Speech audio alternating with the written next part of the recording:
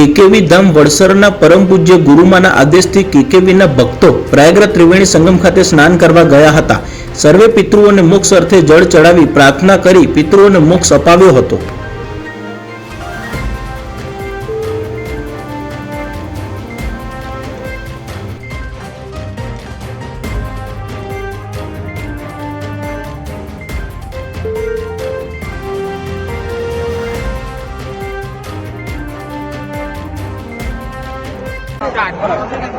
આ કુંભ મેળાની અંદર અમારા પરમ પૂજ્ય ગુરુમાના આદેશથી અમે પિતૃઓના મોક્ષ માટે જાણે અજાણે જે કોઈ પિતૃઓ રહેતા હોય દરેકના મોક્ષ માટે અમને અહીંયા આગળ ગુરુજીએ મોકલ્યા એ બદલ અમે ગુરુજીનો આભાર માનીએ છીએ અને દરેક કાર્ય અહીંયા આગળ અમે પૂર્ણ કરીએ છીએ।